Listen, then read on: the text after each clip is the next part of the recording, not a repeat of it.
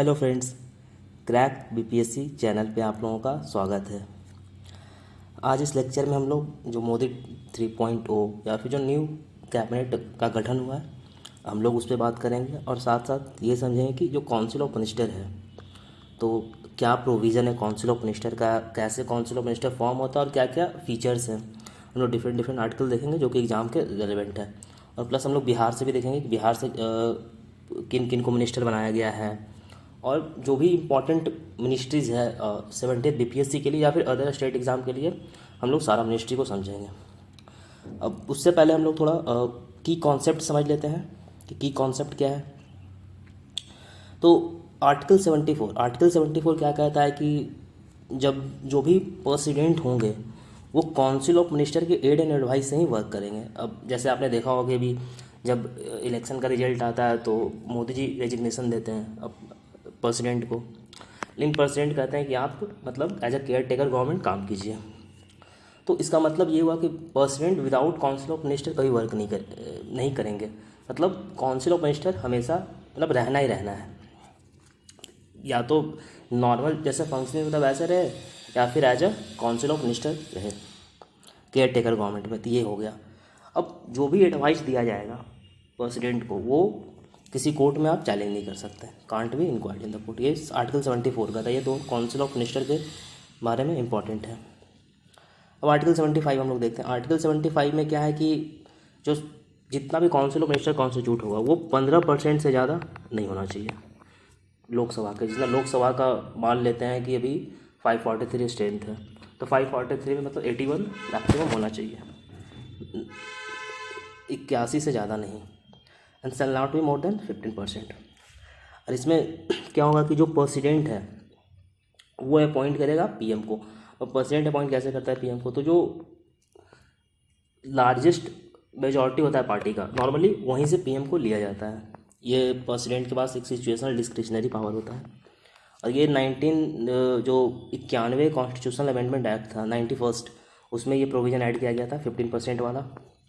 State के लिए भी होता है, लेकिन स्टेट में है कि 12 से कम नहीं हो सकता है, 12 से कम और 50% से ज़्यादा स्टेट लेजिस्लेटिव असेंबली में। हम लोग देखते हैं कि जो मिनिस्टर है वो इंडिविजुअल मिनिस्टर वो प्रेसिडेंट के प्लेजर पे होल्ड करता है ऑफिस। लाइक प्रेसिडेंट हटा सकता है कभी भी अगर पीएम रिकमेंड करे तब।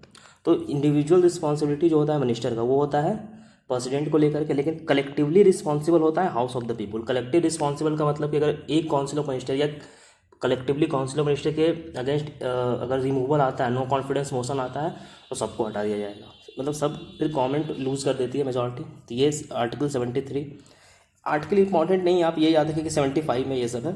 इंपॉर्टेंट ये है कि कलेक्टिव रिस्पॉन्सिबिलिटी तो लोकसभा, इंडिविजुअल रिस्पॉन्सिबिलिटी तो प्रेसिडेंट।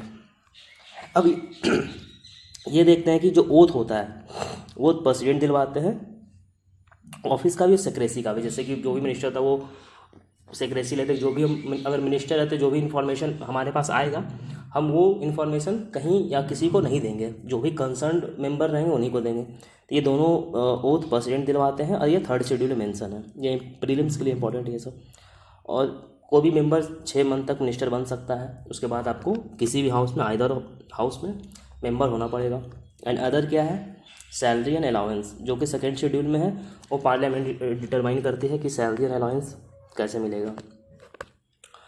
अब वर्ड कैबिनेट कहीं मेंशन नहीं है, सिर्फ आर्टिकल 352 में मेंशन है। वो भी जब अमेंडमेंट हुआ था 44th अमेंडमेंट एक्ट 1978 में ऐड किया गया था नेशनल इमरजेंसी की। अब रिटन जो रिकमेंडेशन होता है वो देना होता है, जबकि नेशनल जो इमरजेंसी होगा उसके लिए ऐसा पहले इंदिरा गांधी ने खुद से कर दिया था बिना किसी से पूछे। तो इस कारण से फिर ये प्रोविज़न लाया गया। आर्टिकल 78 क्या कहता है कि ड्यूटी जो प्राइम मिनिस्टर का ड्यूटी है विद रिस्पेक्ट टू, जैसे प्रेसिडेंट को कोई इन्फॉर्मेशन चाहिए तो अगर प्रेसिडेंट को इन्फॉर्मेशन चाहिए और प्रेसिडेंट पीएम से मांगता है तो वो इन्फॉर्मेशन देना पड़ेगा। तो ये ड्यूटी है पीएम का। और आर्टिकल 88 जो होता है rights of ministers and attorney general. अब राइट्स क्या, तो मिनिस्टर्स हैं अगर वो किसी भी हाउस में जाकर बैठ सकते हैं, ज्वाइंट सीटिंग में बैठ सकते हैं, बोल सकते हैं। अगर कोई मिनिस्टर लोकसभा के मेंबर है तो वो राज्यसभा में जा सकते हैं, वहाँ पे बोल सकते हैं, इवन ज्वाइंट सीटिंग में बैठ सकते हैं, बट वोट नहीं कर सकते, बट बैठ सकते हैं। सेम पावर अटॉर्नी जनरल के पास भी होता है, सेम राइट्स कि अटॉर्नी जनरल आइदर हाउस में बैठ सकता है और जो भी अगर कुछ बोलना होगा तो वो बोल सकते हैं, वोट नहीं कर सकते हैं। तो ये हो गया बेसिक्स। हम लोग लास्ट में council of minister, cabinet minister और स्टेट ऑफ मिनिस्टर लास्ट में देख लेंगे डिफरेंस क्या होता है। उससे पहले देख लेते हैं जो भी नया मिनिस्ट्री फॉर्म हुआ है वो देख लेते हैं। जैसे अब मोदी जी हैं, तो मोदी जी अपने पास पर्सनल ग्रीवांस रखे हैं, एटॉमिक एनर्जी इन्हीं के पास था है, department of space Modi ji के पास है, और जो भी इंपॉर्टेंट पॉलिसी जैसे कोई पोर्टफोलियो या फिर कोई भी मिनिस्ट्रीज किसी को नहीं दिया गया तो वो मोदी जी के पास ही है, और पीएम तो हैं ही मोदी जी। अब राजनाथ सिंह जी को डिफेंस मिनिस्ट्री दिया गया है, लाइक पहले भी डिफेंस मिनिस्टर थे राजनाथ सिंह जी और अभी भी इनको डिफेंस ही दिया गया है। अमित शाह जी को home and ministry of corporation, ये मिनिस्ट्री ऑफ कॉपरेशन नया मिनिस्ट्री है, ये 2021 में बना था, न्यू मिनिस्ट्री है 2021 में बना था। उसके बाद हम देखते हैं निर्मला सीतारमण जी को मिनिस्ट्री ऑफ फाइनेंस और कॉर्पोरेट अफेयर्स दिया गया, पहले भी इनके पास यही था। सुब्रमण्यम जयशंकर को एक्सटर्नल अफेयर्स दिया गया है, पहले भी इनके पास यही था। नितिन गडकरी जी को रोड एंड ट्रांसपोर्ट दिया गया है एंड हाईवे, पहले इनके पास भी यही था। अब जेपी नड्डा जी नया आए हैं तो ये इंपॉर्टेंट हो जाता है, पूछा जा सकता है, तो ये न्यू है, मैं मार्क कर देता हूँ। इन्हें हेल्थ मिनिस्ट्री दिया गया और केमिकल एंड फर्टिलाइजर दिया गया जेपी नड्डा जी को। अब शिवराज सिंह चौहान जी पहले एमपी के चीफ मिनिस्टर थे, अब इनको कैबिनेट में इंक्लूड किया गया। ये इनके पास एग्रीकल्चर मिनिस्ट्री है और रूरल डेवलपमेंट मिनिस्ट्री है शिवराज सिंह चौहान जी के पास। अब मनोहर लाल खट्टर जी पहले हरियाणा के सीएम थे, अब इनको कैबिनेट में लाया गया है, तो इन्हें housing affairs and ministry of power दिया गया। अब जैसे मनोहर लाल खट्टर के बारे में कहा जाता है कि ये जब गुरुग्राम एक हाईटेक सिटी और इतना डेवलप हुआ है तो उस कारण से इन्हें एक प्रीवियस एक्सपीरियंस है, इसलिए इन्हें अर्बन अफेयर दिया गया। आप ऐसे करके याद रख सकते हैं। एचडी कुमारस्वामी ये न्यू मिनिस्टर हैं, इन्हें हैवी इंडस्ट्री और स्टील दिया गया, ये पहले कर्नाटका के सीएम भी रह चुके हैं। पीयूष गोयल जी पहले से मिनिस्टर थे, इन्हें कॉमर्स एंड इंडस्ट्री इनके पास है, पहले भी इनके पास यही था। धर्मेंद्र प्रधान जी को एजुकेशन दिया गया है। जीतन राम मांझी बिहार से हैं, बिहार का हम लोग एक सेपरेट भी देखें कि बिहार से किनको किनको दिया गया और कितने लोग हैं। तो जीतन राम मांझी को दिया गया MSME, micro small and medium enterprise दिया गया है। अब राजीव रंजन सिंह उर्फ लल्लन सिंह जो हैं बिहार, ये भी बिहार से हैं, इन्हें पंचायती राज और फिशरीज दिया गया, fisheries animal husbandry and dairy, ये दिया गया राजीव रंजन जी को। अब अश्विनी वैष्णव जी पहले से भी मिनिस्टर थे कैबिनेट में, इनके पास रेलवे था, पहले भी रेलवे इनके पास रहा है था, और इंफॉर्मेशन एंड ब्रॉडकास्टिंग पहले इनके पास था, और इलेक्ट्रॉनिक भी इनके पास था। Highly qualified minister for this Ashwini Vaishnaw ji, तो इन्होंने रिटेन किया है, पहले भी इनके पास सेम था। गिरिराज सिंह जी बिहार से हैं, इनको टेक्सटाइल मिला है। भूपेंद्र यादव को इन्वायरमेंट मिनिस्ट्री मिला है। किरण रिजिजू जो हैं उन्हें पार्लियामेंट्री अफेयर्स मिला है और माइनॉरिटी अफेयर्स मिला है। किरण रिजिजू को ज्योतिरादित्य सिंधिया जो है उन्हें कम्युनिकेशन मिला है और नॉर्थ ईस्ट रीजन मिला है। ये आप एक बार सुन लीजिएगा, आपको याद हो जाएगा, ये सब इंपॉर्टेंट है प्रीलिम्स में। अब बीपीएससी में ऐसे मैच द फॉलोइंग आ सकता है थोड़ा, तो इसलिए ये ज़्यादा इंपॉर्टेंट हो जाए। उसके बाद हम लोग देखते हैं सर्वमन सोनोवाल को मिला है पोर्ट एंड शिपिंग मिला है, वाटरवेज मिला है, और वीरेंद्र कुमार को ministry of social justice and empowerment मिला है। राम मोहन नायडू को सिविल एविएशन मिला, ये टीडीपी से हैं शायद। और प्रहलाद जोशी पहले भी मिनिस्टर रह चुके हैं, इन्हें कंज्यूमर अफेयर्स मिला है, public distribution and renewable energy मिला है इन्हें। जुरेल ओरमन को मिला है ट्राइबल अफेयर्स। गजेंद्र सिंह शेखावत इनको मिला है कल्चर एंड टूरिज़्म मिला है। ये एक बार आप सुन लीजिएगा, पीडीएफ एक बार देख लीजिएगा, आपको याद हो जाएगा। ये मैच द फॉलोइंग ज़्यादा चांस है पूछने का, क्योंकि 67 पीपीएस में पूछा था as the match the following, तो इसलिए इंपॉर्टेंट हो जाता है। श्री अन्नपूर्णा देवी को ministry of women and child development मिला है। ये हरदीप सिंह पुरी जी पहले भी मिनिस्टर थे, इन्हें पेट्रोलियम और गैस मिला है, पहले भी ये रह चुके हैं। मानसुख मंडाविया पहले भी मिनिस्टर थे, इन्हें लेबर एंड यूथ अफेयर्स दिया गया है। जी कृष्णा रेड्डी को कोल्स एंड माइंस दिया गया है।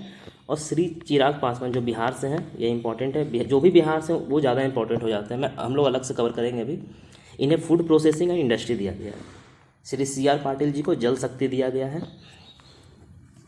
अब हम लोग देखते हैं कि बिहार से कितने, तो बिहार से टोटल 8 मिनिस्टर बनाए गए हैं, 4 कैबिनेट में और 4 मिनिस्ट्री ऑफ स्टेट में इंक्लूड किए गए हैं। तो अब जीतन राम मांझी जी को मिला है MSME मिला है, ये गया से है, ये ध्यान रखिए कहाँ से है, तो गया से है, इन्होंने जीता है गया कॉन्स्टिट्यूंसी से, और MSME मिला है जीतन राम मांझी जी को। राजीव रंजन सिंह जी मुंगेर से हैं और इन्हें पंचायती राज और फिशरी मिला। हम लोग देखा था ऊपर कि राजीव रंजन सिंह ये मुंगेर से हैं, इन्हें पंचायती राज और फिशरीज मिला है। गिरिराज सिंह पहले भी मिनिस्टर रह चुके हैं, इन्हें टेक्सटाइल मिला। ये बेगूसराय से जीतते हैं। ये कॉन्स्टिट्यूंसी याद रखिएगा, थोड़ा इंपॉर्टेंट है। चिराग पासवान हाजीपुर से इन्होंने जीता है। फूड प्रोसेसिंग, इनके पिताश्री के पास पहले फूड प्रोसेसिंग था जब रामविलास पासवान जी थे, अब इन्हें मिला है फूड प्रोसेसिंग, तो ये इंपॉर्टेंट है। नित्यानंद राय जो हैं वो उजियारपुर से जीतते हैं, इन्हें होम अफेयर्स, ये स्टेट है, हम लोग अभी बाद में देखेंगे मिनिस्ट्री ऑफ स्टेट और क्या डिफरेंस है इन तीनों में, लास्ट में हम लोग देखेंगे। ये उजियारपुर से जीतते हैं, उन्हें मिनिस्ट्री ऑफ स्टेट में इंक्लूड किया गया है। और श्री रामनाथ ठाकुर जी जो हैं वो state of minister agriculture welfare, वो भी स्टेट में है। और सतीश चंद्र दुबे, इन्हें ministry of coal and mines मिला है। और एक है श्री भूषण चौधरी, ये मुजफ्फरपुर से जीतते हैं, ये मिनिस्ट्री ऑफ जल शक्ति मिला है। इसमें जो रामनाथ ठाकुर और सतीश चंद्र दुबे हैं, ये दोनों राज्यसभा से जीतते हैं। ये राज्यसभा से, दोनों राज्यसभा से हैं, बाकी सब लोग का अलग अलग अपना अपना कॉन्स्टिट्यूंसी है। हम लोग ये देखते हैं कि डिफरेंस क्या होता है council of minister, cabinet minister और मिनिस्ट्री ऑफ स्टेट में डिफरेंस क्या होता है। अब council of minister as a larger body होता है, जितने भी मिनिस्टर्स हैं सबको काउंसिल ऑफ मिनिस्टर में इंक्लूड करते हैं। कैबिनेट कोर होता है, जैसे पीएम हो गया, डिफेंस, फाइनेंस, होम, एक्सटर्नल, ये सब कॉन्स्टिट्यूट करता है कैबिनेट मिनिस्ट्री, जो एकदम कोर मिनिस्ट्री होते हैं। 10, 15, 20 जो भी मिनिस्टर हैं कोर, वो कैबिनेट में आते हैं। मिनिस्ट्री ऑफ स्टेट दो टाइप के होते हैं, ये नॉर्मली जूनियर मिनिस्टर होते हैं। अब इसमें क्या होता है कि या तो अटैच मिनिस्ट्री होगा कैबिनेट के साथ, या फिर इंडिपेंडेंट चार्ज दिया जाता है। तो इंडिपेंडेंट चार्ज दिया जाता है तो इसमें होता है क्या कि आपको मतलब हर वक्त आपको रिपोर्ट नहीं करना, आप अपना वर्क कर सकते हैं, लेकिन आप कैबिनेट का मीटिंग अटेंड नहीं, मतलब कैबिनेट का जो भी मीटिंग होता है वो मिनिस्ट्री ऑफ स्टेट नहीं करते हैं। हाँ, अगर बुलाया जाएगा आपको स्पेसिफिकली, अगर कोई कंसर्न है आपके मिनिस्ट्री के रिगार्डिंग, तब फिर आपको जाना पड़ेगा, अदरवाइज आप ऐसे कैबिनेट मीटिंग अटेंड नहीं करते हैं ये लोग। और अटैच मिनिस्ट्री में होता क्या है कि ये इंडिपेंडेंट चार्ज नहीं होता है, आपके पास इंडिपेंडेंट चार्ज नहीं है, आप कुछ भी खुद से नहीं कर सकते। मतलब आपको जब भी ऐसा वर्क करना पड़ेगा तो एज असिस्टेंट आपको वर्क करना पड़ेगा उनके साथ मिल करके, और आपको कैबिनेट मिनिस्टर के सर्विलेंस में काम करना पड़ेगा। जैसे कोई स्टेट और किसी को भी दिया, एग्रीकल्चर में स्टेट जो दिया जाता है तो उसमें भी क्या होता है कि जो एग्रीकल्चर मिनिस्टर है उनके अंदर आपको काम करना पड़ेगा, और ये भी कैबिनेट मीटिंग अटेंड नहीं करते हैं। अब लास्ट है डिप्टी मिनिस्टर, जैसे हम लोग देखते हैं कि डिप्टी मिनिस्टर बनाए गए, तो इनका रेलेवेंस ऐसा सच ये होता है कि ये इंडिपेंडेंस चार्ज इन्हें नहीं मिलता है कोई भी डिपार्टमेंट का और मिनिस्ट्री का। ये कैबिनेट मिनिस्टर के साथ ही अटैच्ड होते हैं और उन्हें मेनली असिस्ट करते हैं, इनका काम मेनली असिस्ट करना होता है। और ये भी कैबिनेट मिनिस्ट्री में नहीं आते हैं, और ना तो ये कैबिनेट मीटिंग में अटेंड करते हैं। जैसे हम लोग देखा कि मिनिस्ट्री ऑफ स्टेट है तो वो भी कैबिनेट मीटिंग अटेंड नहीं करते, उन्हें बुलाया जाता है तब अटेंड करते हैं, कैबिनेट मिनिस्टर में नहीं आते हैं।